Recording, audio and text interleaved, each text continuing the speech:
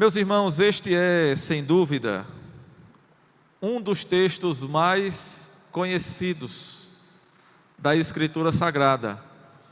Uma das passagens mais célebres. Uma das histórias mais interessantes. Já foi tema de filmes, de roteiros. Nós estamos diante da história da conversão de um dos maiores pregadores, um dos maiores missionários, um dos maiores teólogos que a igreja cristã conheceu até hoje. Estamos diante da história da conversão do apóstolo Paulo. E vamos falar sobre essa história, mas tendo em mente, meus irmãos, que Paulo não é o herói dessa história. Paulo é o instrumento usado por Deus poderosamente. Foi usado para levar a mensagem de salvação a tantos pecadores naqueles dias ali no primeiro século. Foi usado por Deus ao escrever textos inspirados pelo Santo Espírito. Estamos nos referindo às 13 cartas que o apóstolo escreveu e que foram registradas aqui na Escritura. E este homem de Deus, ele continua sendo usado até hoje, porque sua vida, seus escritos, servem de exemplo para nós. Por isso, irmãos, na opinião de muitos, Paulo foi uma das maravilhas da igreja. Uma das maravilhas no sentido daquilo que Deus deu ao seu povo como uma dádiva para servir ao seu povo. Alguém já disse que a conversão de Saulo, ou de Paulo, nós vamos usar o nome de Paulo, aqui o texto fala Saulo. Nós vamos usar o nome de Paulo, que é o seu nome judaico, ou melhor, seu nome romano. Saulo era o nome judaico e Paulo o nome romano. Alguém já disse que foi a conversão mais importante da história, porque nenhum outro homem exerceu uma influência maior na história e no desenvolvimento do cristianismo quanto o apóstolo Paulo. E observe, irmãos, que nós estamos tratando de um homem que tinha uma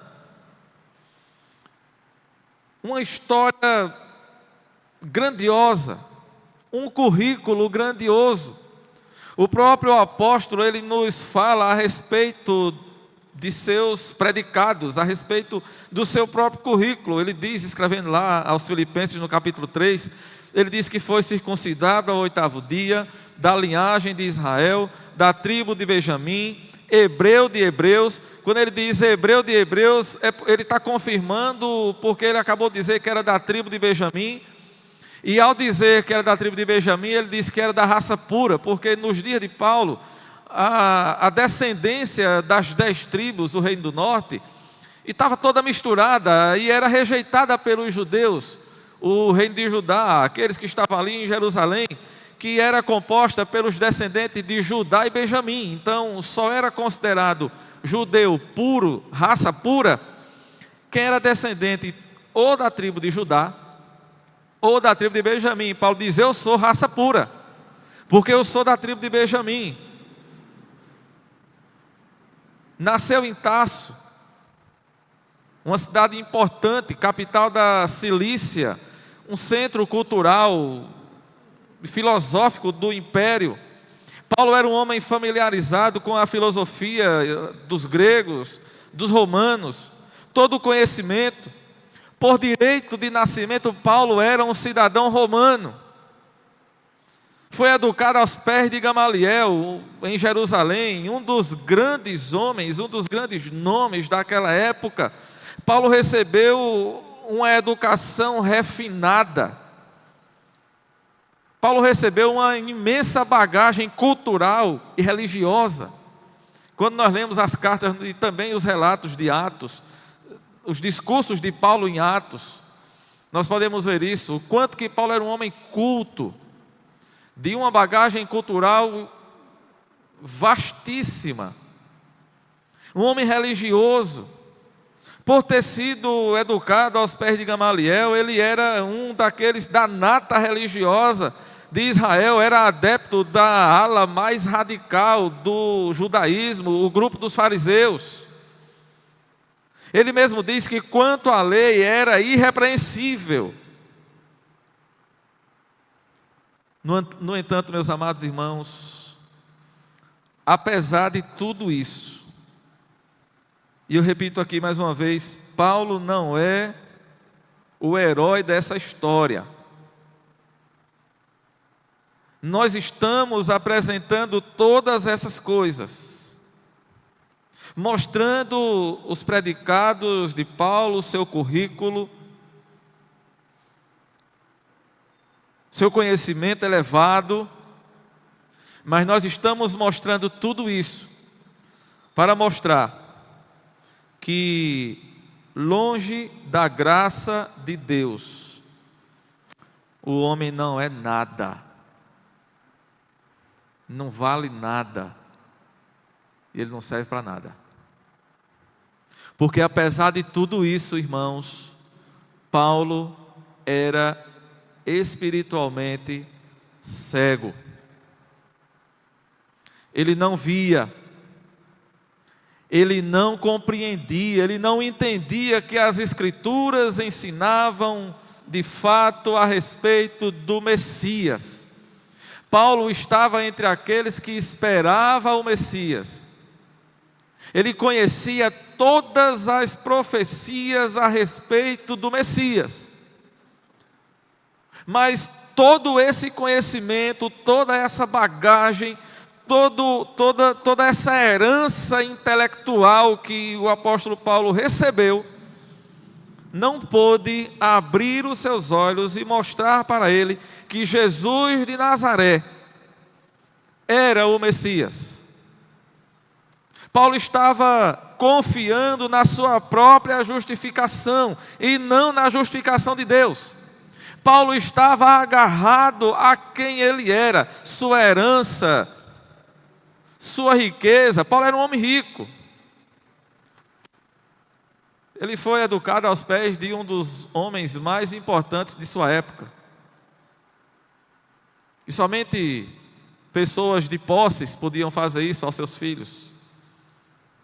Então sua riqueza, seu conhecimento, sua religiosidade, nada disso serviu, amados, para abrir os olhos de Paulo. De forma que podemos dizer certamente que Paulo foi a maior expressão do judaísmo dos seus tempos, dos seus dias. Mas Deus não faz nada por acaso, irmãos. Nada que acontece na nossa vida é por acaso. Porque depois de transformado, depois de convertido, Paulo foi transformado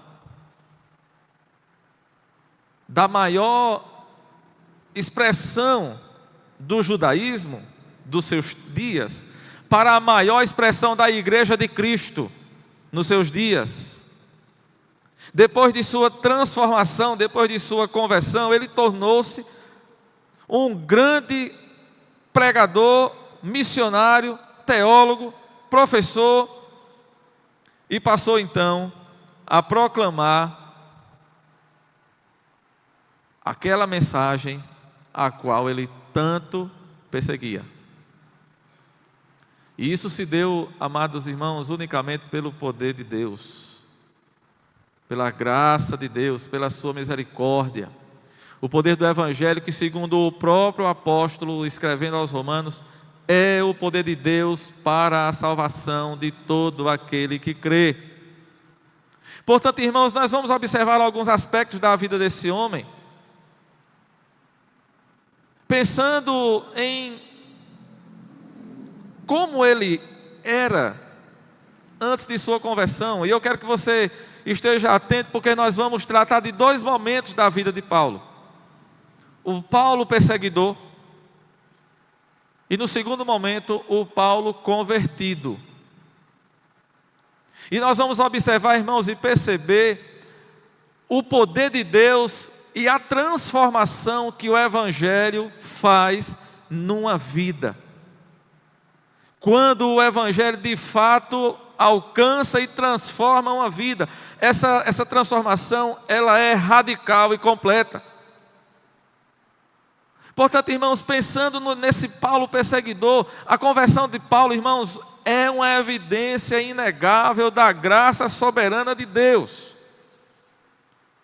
Nós sabemos que não foi Paulo que buscou a Cristo. Na verdade, Paulo estava buscando perseguir Cristo. Foi Cristo quem buscou-lo. Foi Cristo quem o procurou. Tudo o que Paulo pensa, diz, tudo o que ele faz antes da sua conversão é dominado pelo seu desejo de perseguir, aniquilar, destruir os seguidores de Jesus. No texto que nós lemos, como é que Paulo estava? Ele ia para Damasco, levando consigo cartas com autorização para perseguir e prender os cristãos. Como era que ele estava? Diz o texto que ele estava respirando ameaças e morte contra os cristãos. Portanto, irmãos, no momento da sua conversão, ele não estava procurando Jesus, ele não estava buscando a Cristo. Na verdade, ele foi procurado, ele foi buscado, ele foi encontrado, porque ele estava indo a caminho para perseguir, mas ele foi transformado. Veja, irmãos, nós devemos pensar aqui sobre algo que essa verdade nos traz, porque às vezes a graça de Deus opera nos pecadores quando eles estão caminhando a passos largos contra Deus. Foi isso que Paulo fez. Observe, irmãos, ele estava indo para Damasco. Damasco era uma cidade que naqueles dias estava repleta de judeus cristãos. A cidade era um centro muito importante. E Paulo então vai àquele lugar sabendo que ali havia muitos cristãos. Porque o predador, ele vai aonde a presa está, não é assim? O predador, ele vai onde está a sua presa. Por que Paulo foi para Damasco? Ele sabia que lá tinha muitos cristãos. E o que era que ele queria? Ele queria prender esse povo. Como Paulo era nesse tempo. O texto nos diz, irmãos, e seguindo aqui uma figura que o pastor Hernandes Dias Lopes, ele cria aqui para Paulo, ele diz que Paulo era uma fera selvagem. Mas observe o que é que diz o verso 1. Paulo, respirando ainda ameaças e morte contra os discípulos do Senhor, ele foi ao sacerdote pedindo cartas para levar com autorização para prender todo mundo. Paulo era uma fera selvagem, um perseguidor implacável. Estava determinado a banir, acabar, destruir o cristianismo. Ele não aceitava, irmãos, que um nazareno, crucificado como um criminoso, um homem condenado pelo império, crucificado, morto numa cruz, ele não podia aceitar do alto de sua importância, do alto, por que não dizer, de sua arrogância, como um judeu fariseu importante, cheio de autoridade, ele não podia entender, ele não podia aceitar do alto de sua arrogância, que um homem condenado, crucificado, era o Messias, aquele prometido pelas profecias lá do Antigo Testamento, aquele que foi prometido pelos profetas. Isso não cabia na mente legalista de Paulo. Paulo era um legalista. Ele não aceitava que os cristãos pregassem a ressurreição de um homem que morreu condenado numa cruz. Embora os fariseus acreditassem, também crescem na ressurreição, Paulo não aceitava, não entendia que era possível aquele homem ter ressuscitado. Ele mesmo diz, escrevendo, ou seja, respondendo ao rei Agripa, lá no capítulo 26 de Atos, verso 11, ele diz assim: muitas vezes os castiguei por todas as sinagogas, obrigando-os até a blasfemar, e demasiadamente enfurecido contra eles, mesmo por cidades estranhas, os perseguia. Observe, irmãos, Paulo ele não somente perseguia, mas ele tratava os cristãos com requintes de crueldade. Ele obrigava os cristãos a blasfemar contra Cristo. Ele não somente chegava e prendia, ele torturava. Ele era cruel. Ele estava por trás do apedrejamento de Estevão. Capítulo 22 de Atos, verso 20 diz: quando se derramava o sangue de Estevão, tua testemunha, eu também estava presente, consentia nisso, e até guardei as vestes dos que o matavam. A igreja de Jerusalém, meus amados, foi duramente perseguida, muitos cristãos fugiram, mas por onde eles passaram, eles foram pregando o evangelho. Olha aí o capítulo 8, verso 3 de Atos. Saulo, porém, assolava a igreja, entrando pelas casas, arrastando homens e mulheres, encerrava-os no cárcere. Esse era Saulo. O verso 4 diz: entremente os que foram dispersos iam por toda parte pregando a palavra. Alguns deles, escapando da perseguição, foram para Damasco, foram para outros lugares. Ali havia sinagogas, eles se reuniam. Paulo, respirando ameaça e morte contra eles, vai até ali para prendê-los. E ele faz uma viagem longa, irmãos, mais de 200 quilômetros. Paulo viajou.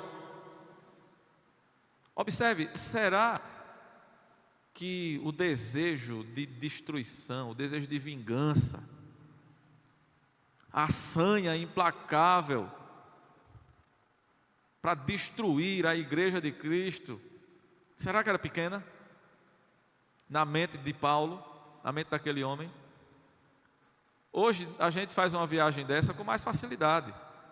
Temos carros bons, carros potentes, confortáveis. Mas Paulo não tinha esse meio de transporte. A Bíblia não diz exatamente, alguns dizem que ele estava de cavalo, a gente não sabe, né? Se ele estava de cavalo, se ele estava de camelo, se ele estava de jumento, se ele estava a pé. Mas uma viagem dessa não se fazia com menos de uma semana. Era uma viagem que passava em torno de uma semana até chegar lá. E ele vai com todo o ímpeto, porque ele queria perseguir, ele queria destruir.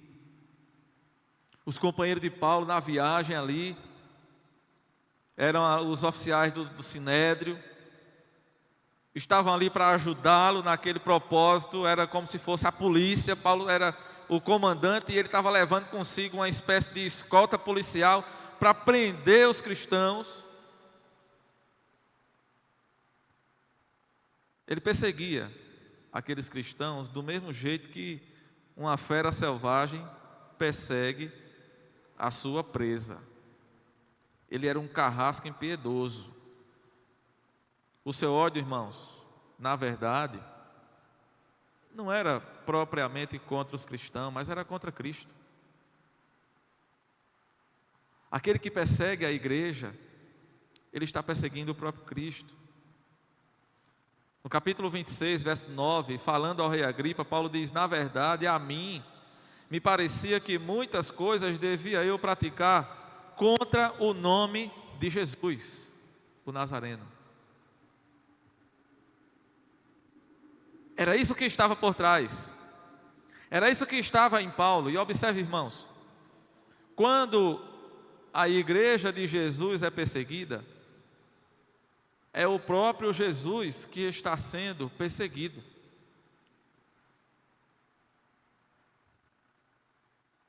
Quando a igreja de Jesus é massacrada, é contra o próprio Jesus que as pessoas estão se levantando. E Paulo, depois de sua conversão, ele tem consciência do que ele fez, irmãos. O véu foi tirado, as escamas do seu rosto caíram. Escrevendo a Timóteo, ele diz: a mim, que noutro tempo era blasfemo, perseguidor e insolente. 1 Timóteo 1,13. O seu coração, amados irmãos, estava cheio de ódio contra Cristo e contra a sua igreja. Ele diz que era um homem enfurecido, implacável. Isso nos faz lembrar, irmãos, o Salmo 2, quando o salmista diz assim: por que se enfurecem as nações contra o Senhor e contra o seu ungido? Lembre-se que Paulo obrigava os cristãos até mesmo a blasfemar. Ele era extremamente cruel e violento contra os cristãos. Mas o que ele não sabia, meus irmãos, é que ao perseguir a igreja de Cristo, ele estava perseguindo o próprio Cristo. Por isso, quando apareceu a ele no caminho de Damasco, Jesus perguntou: Saulo, Saulo, por que me persegues? Ele responde: quem és tu, Senhor? E qual foi a resposta? Eu sou Jesus, o Nazareno, a quem tu persegues. Verso 5. Quem és tu, Senhor? E a resposta foi: eu sou Jesus, o Nazareno, a quem tu persegues. Depois, diante do sinédrio, o próprio Paulo disse, está lá em Atos 22, verso 4: persegui este caminho até a morte, prendendo e metendo no cárcere homens e mulheres. Meus irmãos, façamos uma pequena reflexão aqui. Paulo não estava perseguindo a igreja. Paulo estava perseguindo o próprio Cristo. E não pense que a igreja hoje não é perseguida. Ela continua sendo perseguida. Não fique pensando que nós aqui, em Cupira, Pernambuco, estamos isentos de perseguições. Nós refletimos um pouco sobre isso hoje pela manhã na escola dominical. Não pense que nós estamos isentos, porque a Escritura nos diz, irmãos, que todo aquele que quiser viver piedosamente em Cristo Jesus será perseguido. Os grandes homens de Deus do passado se questionavam muito quando a igreja estava passando por um período de tranquilidade. Sabia disso? Os grandes homens de Deus do passado, nossos pais na fé, eles se questionavam muito quando a igreja passava por tranquilidade. Eles começavam a perguntar: nós estamos sendo fiéis a Deus? Nós estamos pregando o evangelho verdadeiro? Nós estamos cumprindo de fato o mandato de Jesus para anunciar o evangelho? Nós estamos vivendo piedosamente em Cristo Jesus, por que não estamos sendo perseguidos?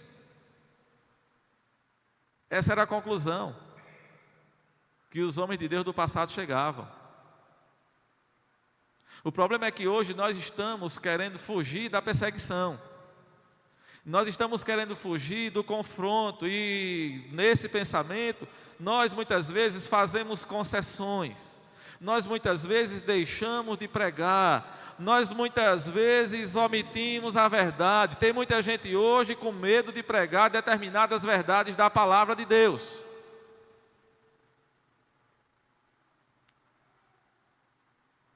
Tem muita gente hoje escolhendo qual o texto que vai pregar. Não, esse aqui eu não posso pregar não, porque esse aqui fala sobre determinada coisa, e hoje em dia isso não é politicamente correto. Então, se não é politicamente correto, não vamos falar, pula essa página, vamos para a próxima.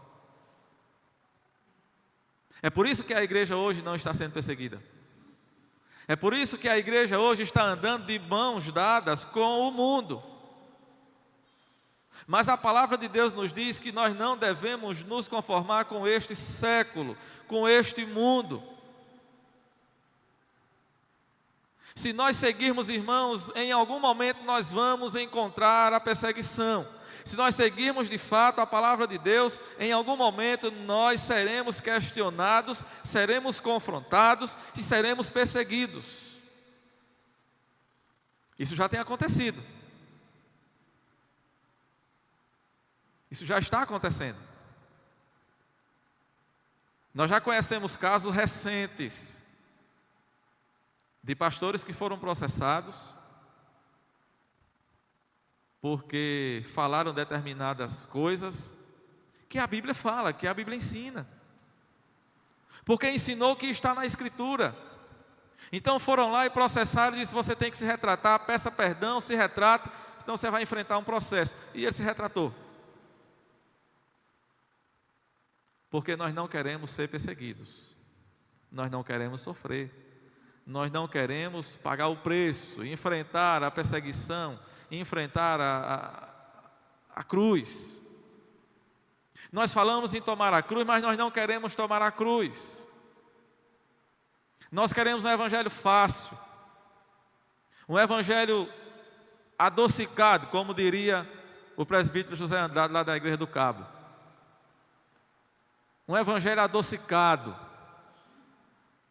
doce, mamão com açúcar. Observe, irmãos, Paulo perseguia a igreja porque a igreja ela era fiel. Depois da sua conversão, quando as pessoas ouviram a pregação de Paulo, elas disseram: não era este o que exterminava em Jerusalém os que invocavam o nome de Jesus? Ele veio aqui para Damasco com a finalidade de levar amarrados os cristãos para os sacerdotes lá em Jerusalém para serem julgados e condenados. E aqui, meus irmãos, nós precisamos fazer outra reflexão importante, principalmente você que não é crente ainda. Nós podemos falar qualquer coisa de Paulo antes da conversão, menos que ele não tinha zelo. Não é verdade? Paulo era zeloso. E muita gente diz assim: não, mas eu sou muito zeloso com a minha religião. Eu sou muito zeloso com as minhas convicções. Mas a grande questão é: o seu zelo tem entendimento? Porque, irmãos, amados, o zelo sem entendimento pode levar um homem a praticar coisas inimagináveis, pode levar um homem a fazer loucuras. Paulo atacou furiosamente os cristãos por causa do seu zelo. Ele era um homem zeloso. Quando Deus falou com Ananias, disse: Ananias, vai lá onde Paulo está. Está relatado aqui na continuação do texto. Deus falou a ele: dispõe-te, a Ananias, dispõe-te, vai à rua que se chama direita, na casa de Judas, procura por Saulo, apelidado de Tarso, pois ele está orando. e viu entrar um homem chamado Ananias e impor-lhe as mãos para que recuperasse a vista. Olha a resposta de Ananias, verso 13 do capítulo 9. Senhor, de muitos tenho ouvido a respeito desse homem, quantos males tem feito aos teus santos em Jerusalém, e para aqui trouxe a autorização dos principais sacerdotes para prender a todos os que invocam o teu nome. Como é que eu vou lá, Senhor? Que conversa é essa? Está me mandando para a cova dos leões? O próprio Paulo testemunhou ao Sinédrio o quanto que ele era violento. Capítulo 22, verso 19. Senhor, eles bem sabem que eu encerrava em prisão e nas sinagogas açoitava os que criam em ti. E na carta aos Gálatas, no capítulo 1, verso 13, ele diz: sobremaneira perseguia eu a igreja de Deus e a devastava. Paulo fez isso por conta do seu zelo. Paulo fez tudo isso porque ele era zeloso, mas era um zelo sem entendimento. E depois o próprio apóstolo vai testificar a respeito dos judeus. Ele disse: eu sei que eles têm zelo, mas é um zelo sem entendimento. Mas observe, amados irmãos, que Deus então transforma a vida de Paulo. Quem era agora Paulo convertido? E precisamos entender, irmãos, ele foi transformado. Não foi ele que se converteu, ele foi convertido. Não foi ele que procurou, ele foi procurado. Não foi ele que encontrou, ele foi encontrado. Porque foi quando ele perseguia a Cristo que ele foi encontrado por Cristo. Ele estava caçando os cristãos para prendê-los, e Cristo estava caçando ele para salvá-lo. Que coisa maravilhosa. Só Deus pode fazer isso, irmãos. Só Deus pode fazer isso. Enquanto Paulo caçava os cristãos para matar, Jesus caçava Paulo para salvar. E quem foi que prevaleceu nessa história aí?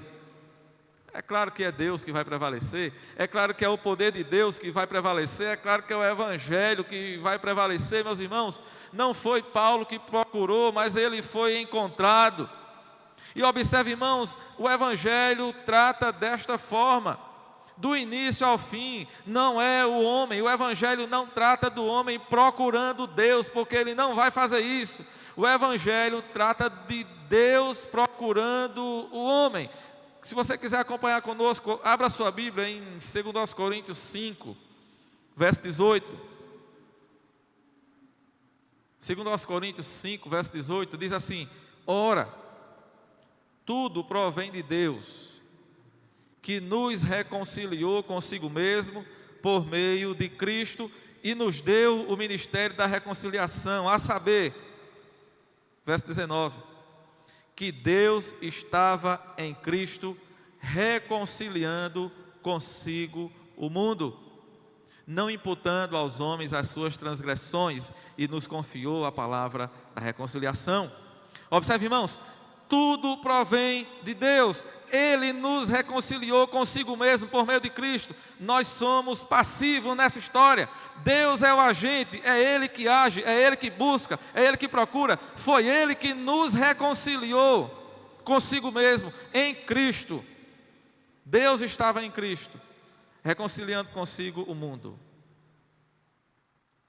E aqui, meus irmãos, nós podemos dizer que Paulo quebrou a cara. Se não no sentido literal, eu não sei, mas no sentido figurado, Paulo caiu do cavalo.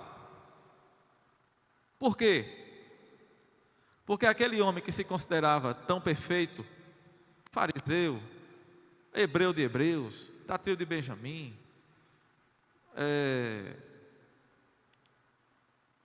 circuncidado, irrepreensível, aquele homem cheio de si, ele agora se vê prostrado percebe que não há mérito nenhum nele. Aquele perseguidor implacável agora está ali prostrado diante de Deus. E percebe que a sua justiça diante de Deus não serviu para nada. E assim, meus irmãos, é a nossa. Se o apóstolo Paulo, quando antes da sua conversão, não podia se justificar diante de Deus, com tantos predicados que ele possuía, imagine eu e você. Aquele homem que era tão feroz, tão bravo, ele agora está prostrado diante de Deus. O que foi que ele ouviu? Olha o capítulo 26 de Atos. Veja o que está no verso 14. Capítulo 26 de Atos, verso 14.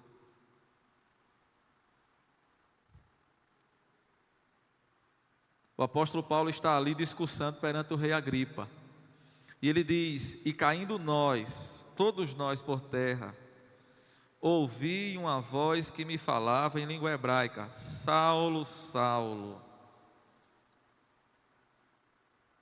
O nome dele de Saulo era o nome hebraico.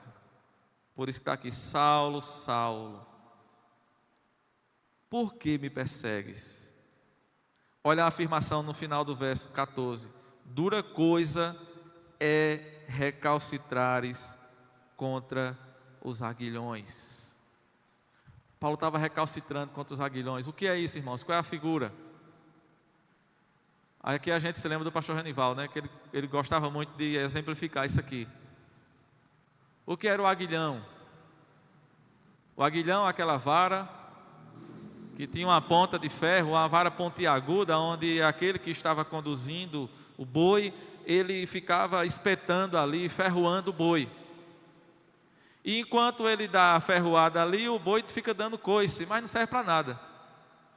O boi fica recalcitrando, cada ferroada que ele leva, ele dá um coice, mas não serve para nada aquilo ali.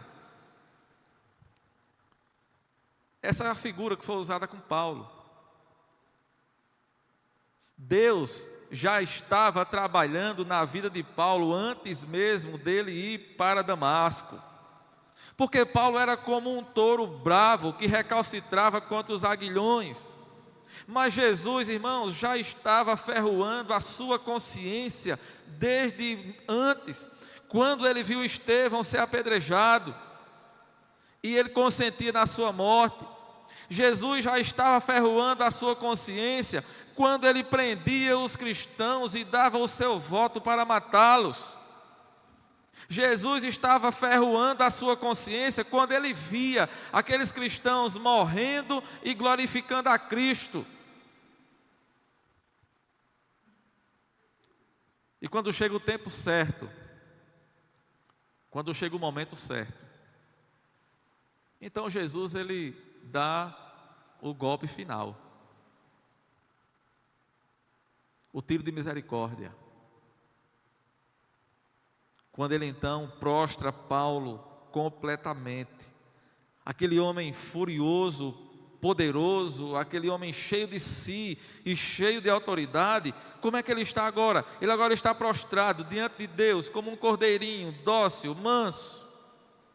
Observe, irmãos, isso aqui é uma prova da graça de Deus que é irresistível na vida do pecador. Quando Deus quer transformar uma vida, Ele transforma. O homem pode ser o que for. Pastor, não adianta não, fulano é assim mesmo.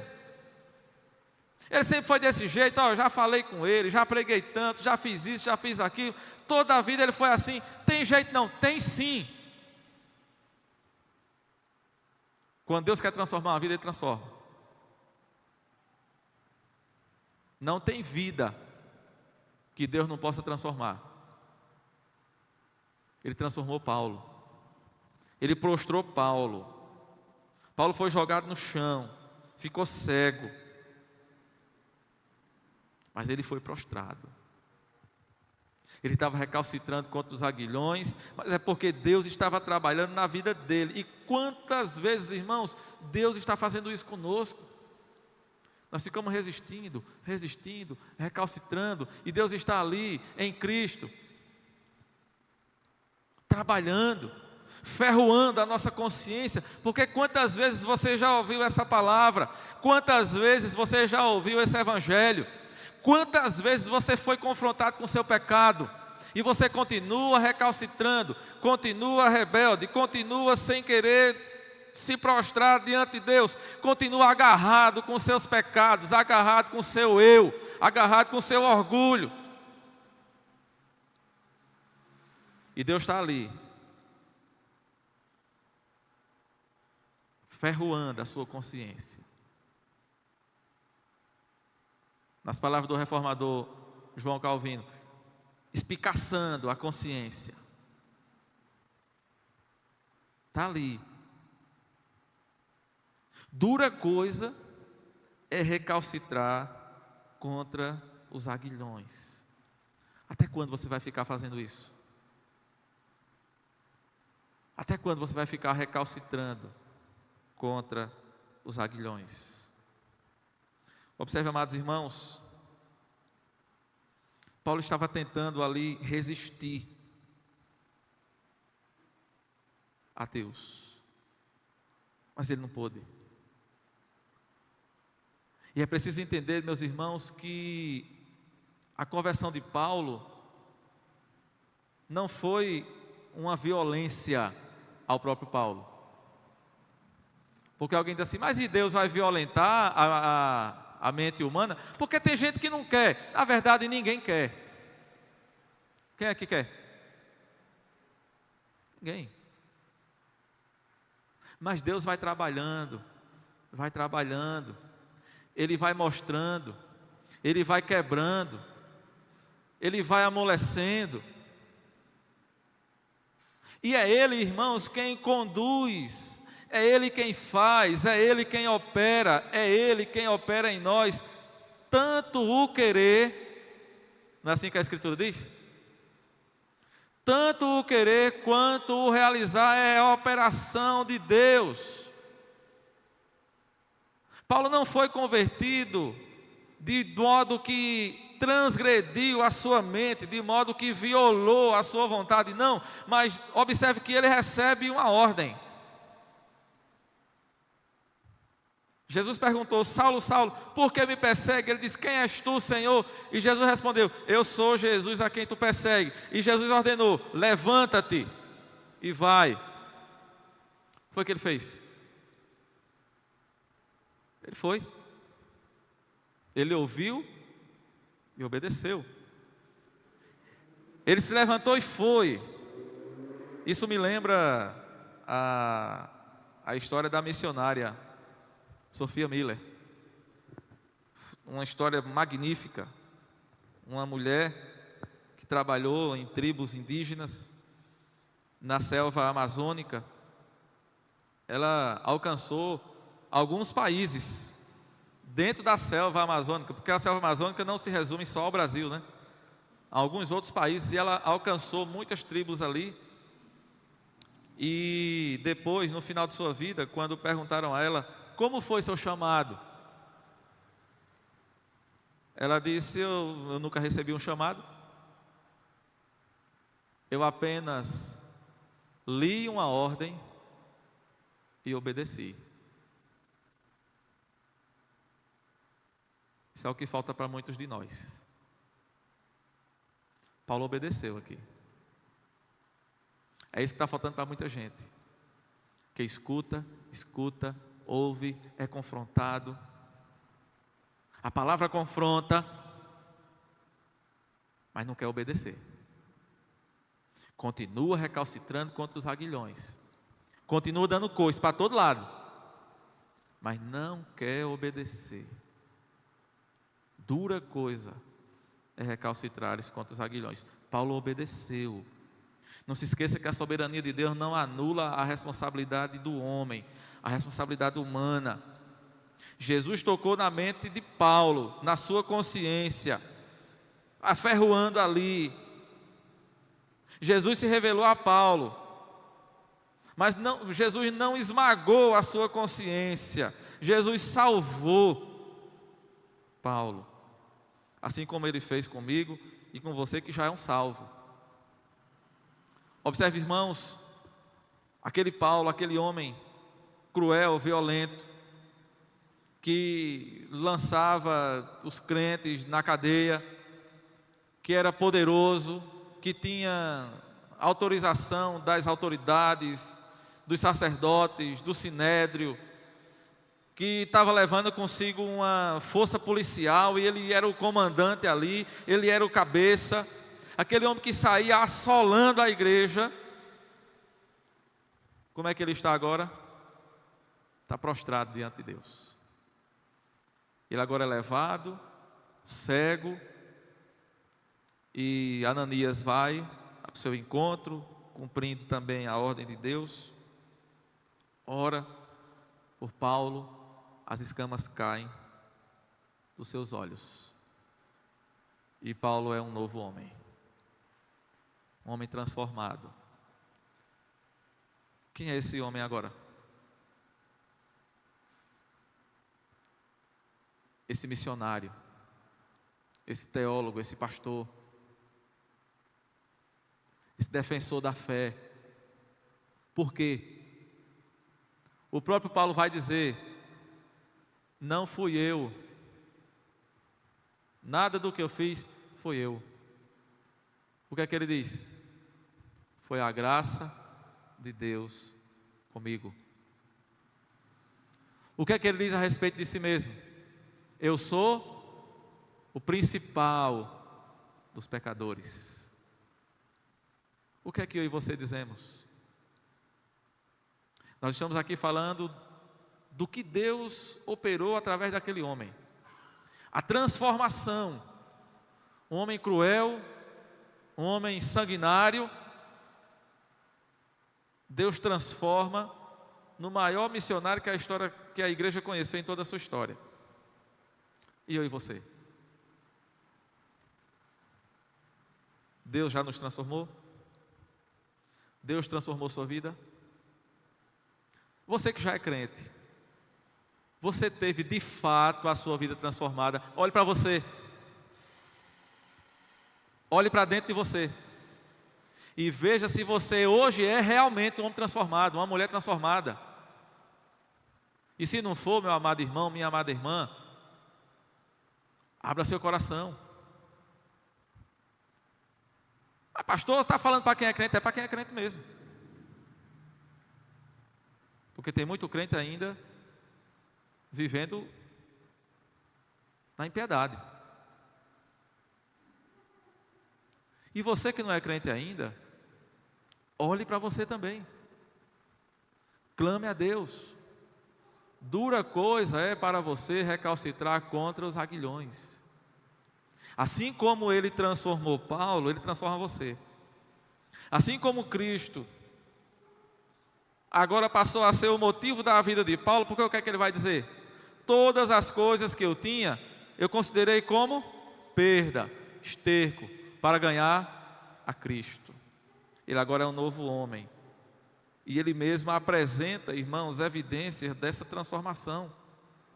O cristão apresenta evidências de sua transformação. Ah, pastor, mas fulano é assim. Alguma coisa errada tem, meu amado.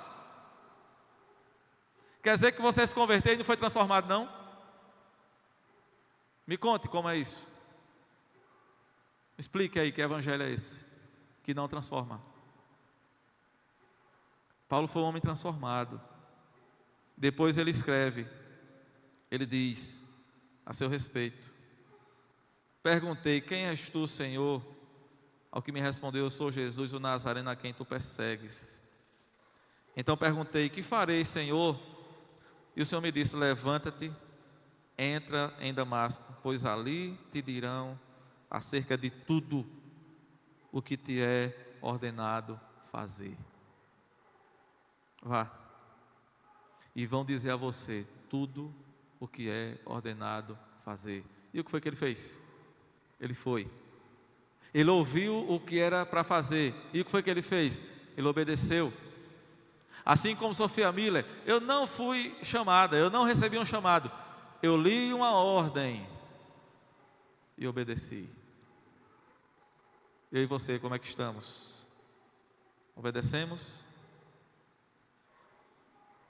Jesus não é somente o nosso Salvador, não. Ele é também o nosso Senhor. Não se esqueça disso. Eu vou concluir com essa frase, que não é minha. Não lembro exatamente agora o seu autor, não anotei. Se eu não estou enganado, eu acho que é Matthew Henry. É um dos pregadores do passado. Eu acredito que Matthew Henry ou Thomas Watson, um desses aí, ele disse assim: Jesus não pode ser salvador daqueles que ele não é Senhor. Grave isso. Jesus não pode ser salvador daqueles que ele não é Senhor. Você obedece a ele? Que ele nos abençoe.